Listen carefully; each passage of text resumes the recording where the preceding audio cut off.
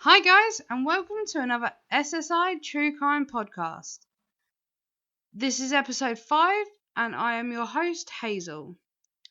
So today's case, we are going to be talking about Suzy Lamplugh, who went missing from Fulham in 1986.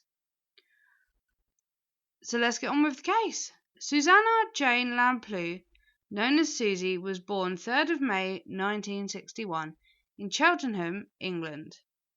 Suzy lived with her parents, Paul and Diana Lamplugh, and her siblings. I didn't make a note of it, but I believe she had 3 siblings. I'm not sure. They lived in South London for most of Suzy's childhood. Suzy was described as a very loving girl who was always there for others when they were in distress. Her father Paul said she knew how to live life fully, but no one taught her how to be safe. So in 1986, Suzy was living in Putney, but she worked in Fulham. She owned a 2-bedroom flat in Putney, and her career had seen her work on the famous QE2. If you don't know what the QE2 was, I don't know if it still is or if it was, but it's a cruise ship, and it's very big and very famous. And she was working there as a beautician. But now she was working as an estate agent for Sturgis Estate Agency on Fulham Road. And Suzy had been working here for about a year and was doing well at her job. Her boss said that he had no complaints, that she followed all rules and regulations, and that he never had a problem with her. You know, she got on with her job, done it well, and she was a perfect little employee, really. So on Monday the 20th of July 1986, 25-year-old Suzy woke up and got ready for work. On this day she was wearing a grey skirt, peach blouse, a dark jacket and low stiletto heels. She left her flat and went to work. Her morning was normal and uneventful, but this would soon change. So at 12:30, Suzy prepared to leave the office. She leaves her handbag there, but she takes with her her house key, her car keys, her purse, and it is believed the purse had £15 in it and some credit cards. So Suzy had a meeting at 12:45 with a Mr. Kipper at 37 Sharolds Road. I'm sorry if I pronounced that wrong. But this is only according to her diary. This Mr. Kipper has never been traced. Her diary said that is where she would be. So she is seen outside the property talking to a good-looking man. Now, that isn't me saying that. That is a quote from the witness. And the witness saw her get into her car. And that would be the last time Suzy was ever seen. So first to raise the alarm was her manager, who rang Suzy's mum when Suzy failed to return to work after a meeting with Mr. Kipper. He thought maybe that she had popped home for some lunch, or that there had been a family emergency and she'd had to go home and maybe she'd forgotten to ring in. But he did think this was unlikely, as Suzy was not one to just not go back to work without letting anyone know. So he just thought he'd double check. But obviously Suzy's mum hadn't seen her, and she didn't know where she was either.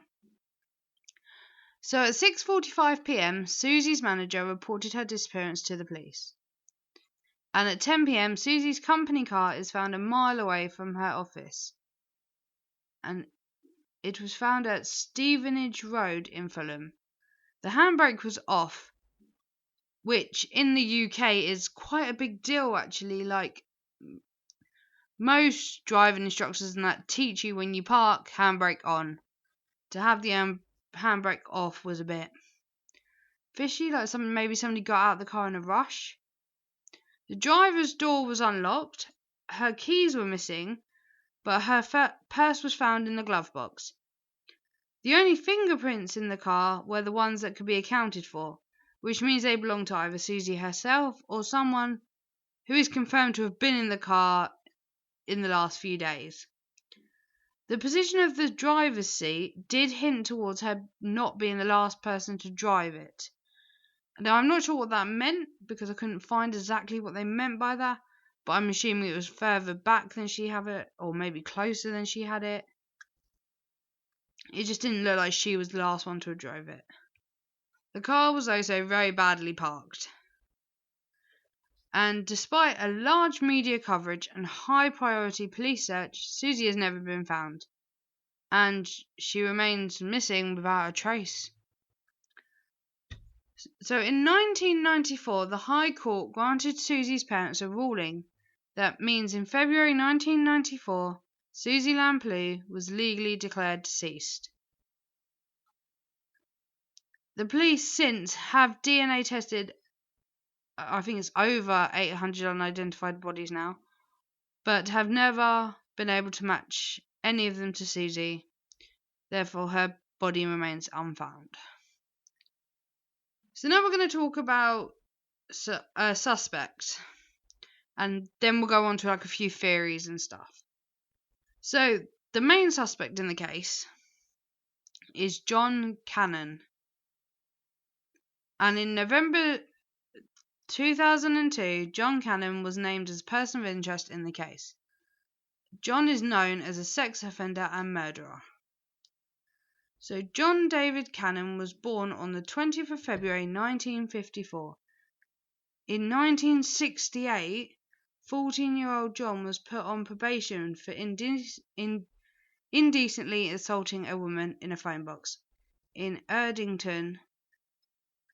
He seemed to have learnt from this mistake and went on to get married. Well, his then wife Daphne Sargent tried to leave him. He assaulted her in 1980. Less than a year later, in early 1981, he robbed a petrol station and a knitwear shop. While robbing the knitwear shop, he tied up the mother of the shop assistant using a pair of tights. He then raped the shop assistant, telling her that if she didn't let him, then he would stab her baby. He was convicted of rape in 1981 and served 5 years of the 8-year sentence. He was serving this prison term in HM Prison, Bristol, before he was transferred to a day release hostel at Wormwood Scrubs near Fulham, in London. This is where he was when Suzy went missing. His day release meant that he could work during the day and socialise, but he had to return to the hostel at night. After his release from prison, it was only 10 weeks, and this would have been October 1986, before he raped a woman at knife point in Reading, Berkshire. He was eventually linked to this case by semen DNA in 1988. A year later, in October 1987, he tried to abduct a 30-year-old Bristol businesswoman named Julia Holman. Although John had a gun, she managed to fight him off and would later identify him as her attacker. The next day, he abducted Shirley Banks. Shirley was 29 years old and a factory manager. John abducted her on the 8th of October 1987, sometime after 7:40 p.m.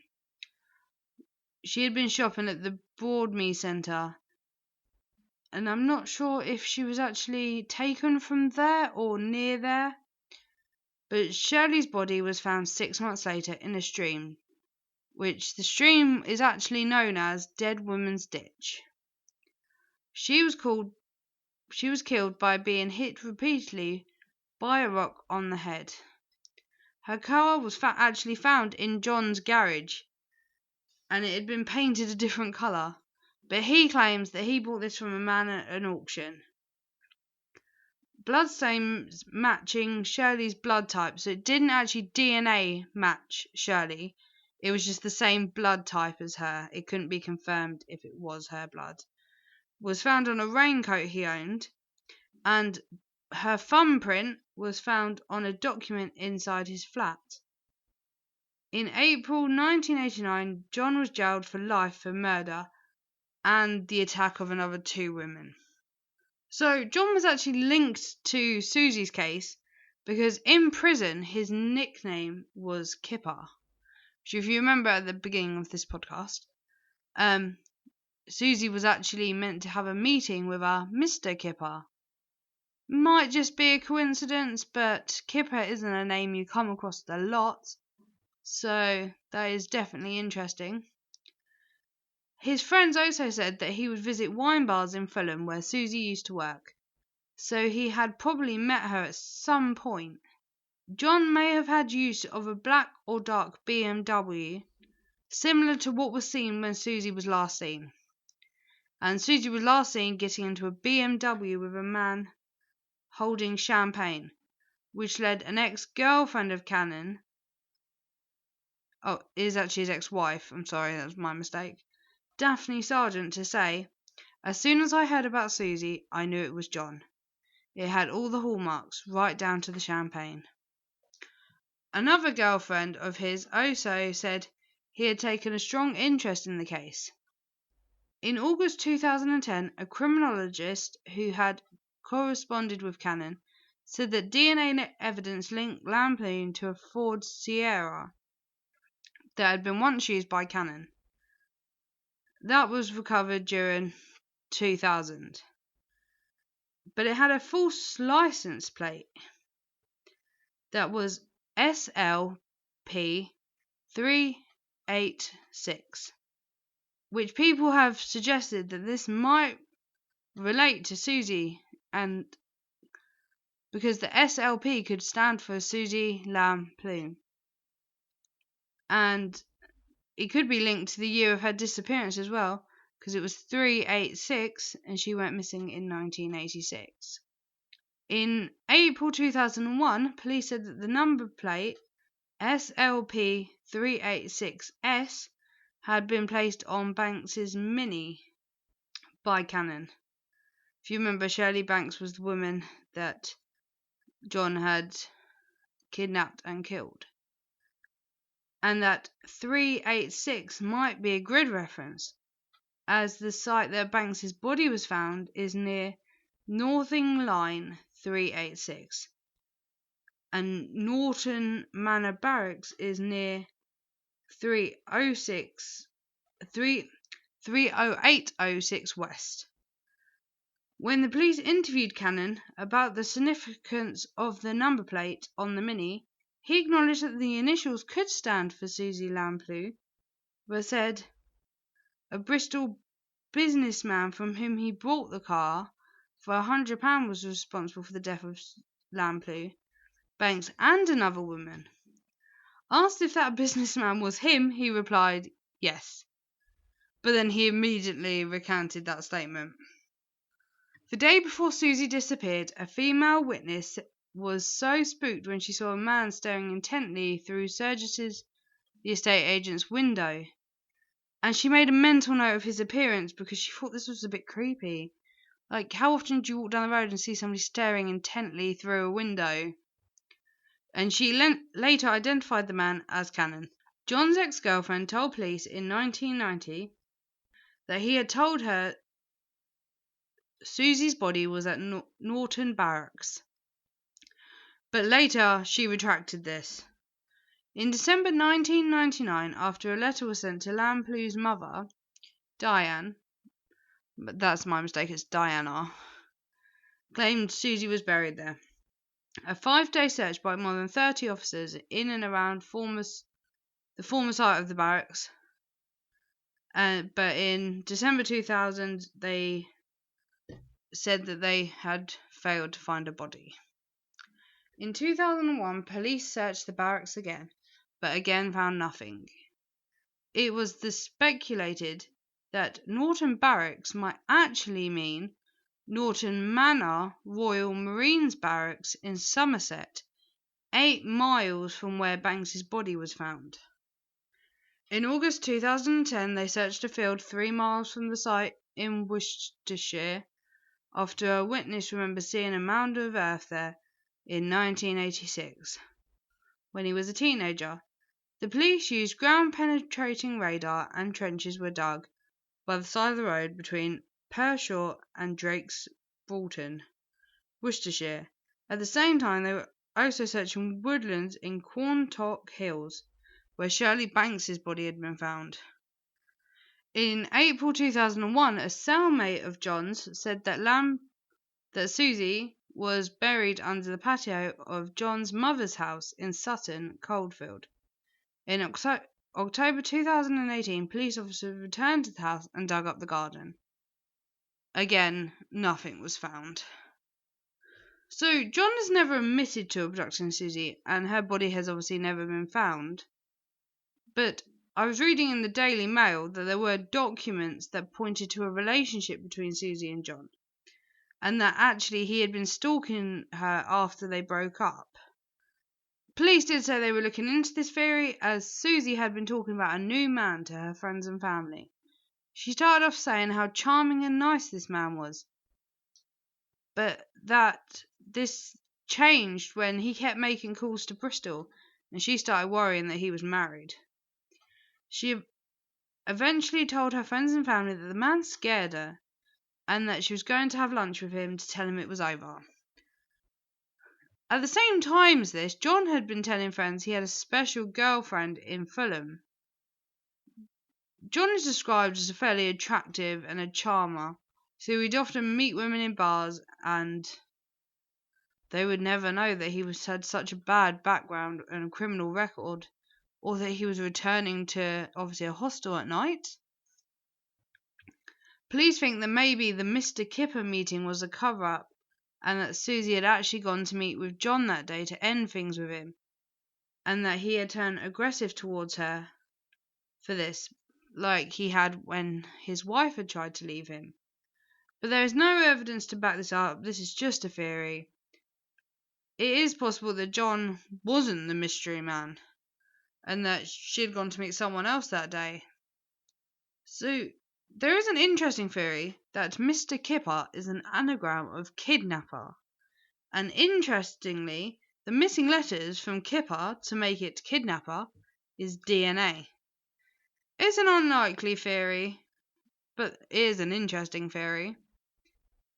So there was another person of interest in the case, and his name was Steve Wright. He worked on the same cruise ship as Suzy did. That would be the QE2. And in 2008, Steve was actually convicted of murdering 5 sex workers in the Ipswich area. He became known as the Suffolk Strangler. Although being a person of interest, there was actually no strong link ever found between him and Suzy, apart from they used to work together. There was no evidence to support him being a suspect.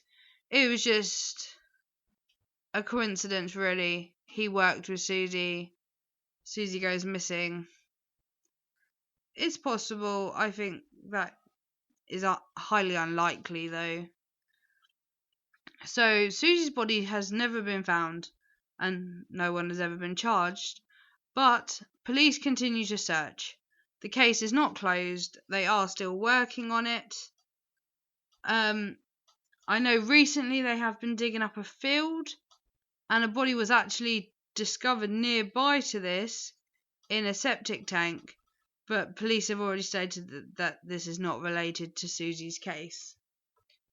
So Diana and Paul, which were Suzy's parents, started a charity in their daughter's name. This charity was called the Suzy Lamplugh Trust. The trust was set up in 1986, which was the year Suzy went missing.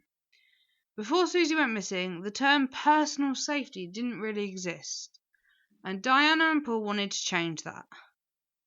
The trust goes to schools and does talks to young people about keeping themselves safe. The trust also helps with keeping women especially safe in the workplace. The trust also established a missing persons unit, which is now the actual charity Missing People, which is obviously very widely known.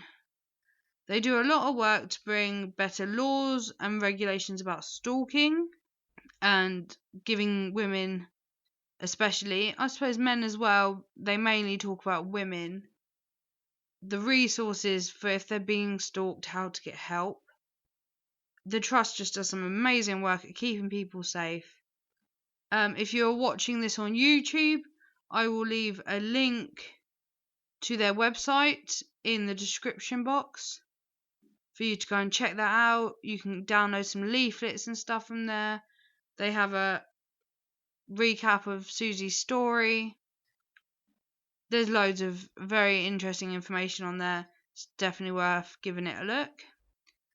So both Diana and Paul received OBEs for their charity work, but they have both sadly died since, and they died without knowing what happened to Suzy, which is incredibly sad. And that's the end of the case. That's all the information I have.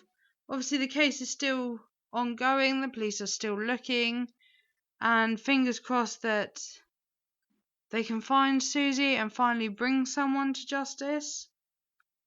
If you have any information about this case, please contact the police or Crime Stoppers if you want to remain anonymous. Yes, it's been a long time, and I think Suzy's family have the right to know what happened. Nobody just disappears. So thank you for listening. If you are listening to this on YouTube, don't forget to like this, subscribe, hit the bell so you get notifications when I post. And I will have another podcast coming hopefully next week, which is an exciting one. I'm not going to give it away, but it's going to be a little bit different. So keep an eye out for that. And yeah, thank you for listening, and catch you in the next one. Bye.